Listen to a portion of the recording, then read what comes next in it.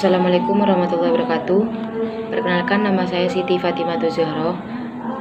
Di sini saya akan mempresentasikan faktor-faktor yang mempengaruhi perkembangan peserta didik di tingkat MI. Diajukan untuk memenuhi tugas mata kuliah psikologi perkembangan. Dan dosen pengampu Ibu Asnal Mala MSI. Pengertian perkembangan anak. Menurut Monks, mengertikan perkembangan sebagai suatu proses ke arah yang lebih sempurna dan tidak dapat terulang kembali. Perkembangan menunjukkan pada perubahan yang bersifat tetap dan tidak dapat diputar kembali. Perkembangan juga dapat diartikan sebagai proses yang kekal dan tetap menuju ke arah suatu organisasi pada tingkat integrasi yang lebih tinggi, berdasarkan pertumbuhan, pematangan, dan belajar. Dalam konsep perkembangan juga terkandung pertumbuhan.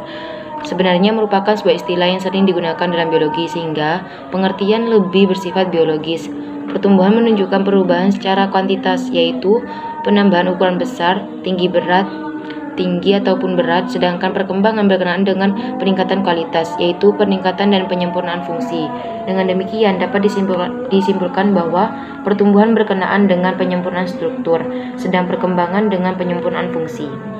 Faktor-faktor yang mempengaruhi perkembangan anak, yaitu faktor genetik atau hereditas, merupakan faktor internal yang berpengaruh terhadap pertumbuhan dan perkembangan individu. Hereditas sendiri dapat diartikan sebagai totalitas karakteristik individu yang diwariskan orang tua. Sejalan dengan itu, faktor genetik dapat diartikan sebagai segala potensi, baik fisik maupun psikis, yang dimiliki individu sejak masa prakelahiran sebagai pewarisan dari pihak orang tua melalui gen-gen.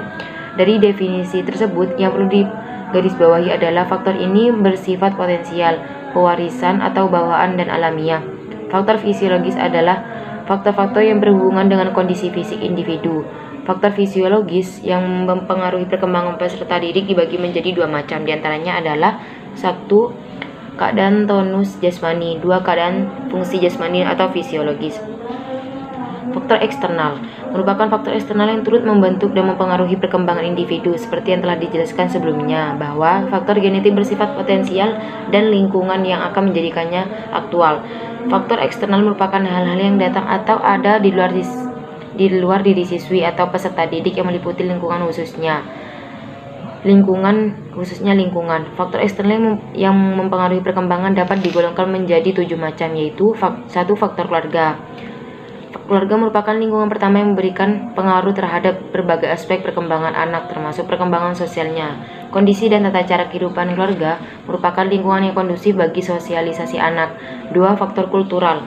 Di Indonesia ini, jika dihitung ada berpuluh bahkan beratus kelompok masyarakat yang masing-masing mempunyai kultur, budaya, adat istiadat, dan tradisi sendiri, dan hal ini jelas berpengaruh terhadap perkembangan anak. Faktor sekolah.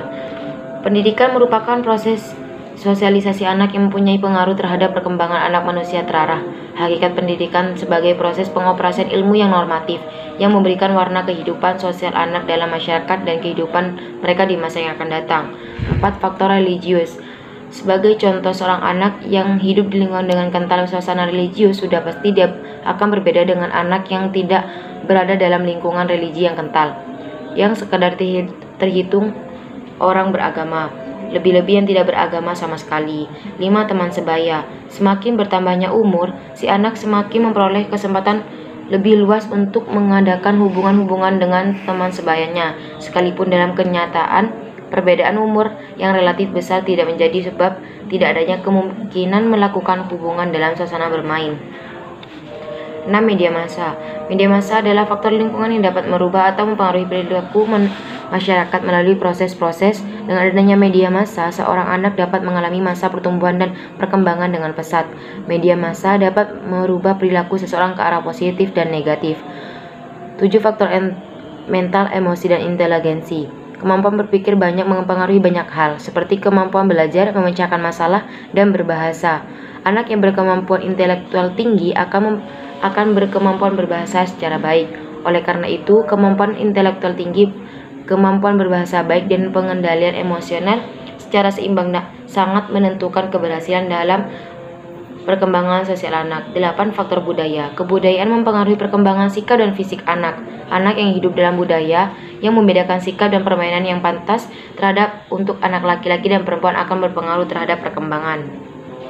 Kesimpulannya, faktor yang mempengaruhi peserta didik di satuan pendidikan dasar yang paling dominan adalah faktor hereditas, merupakan faktor keturunan atau genetik, faktor lingkungan baik lingkungan sosial maupun non-sosial, dan faktor sekolah merupakan faktor yang diberikan dengan sengaja tentang aturan perilaku. Karena menurut saya, mulai dari perilakulah perkembangan peserta didik akan menjadi lebih baik. Perkembangan akan dan pertumbuhan merupakan hal yang paling penting untuk kita pelajari dan kita pahami.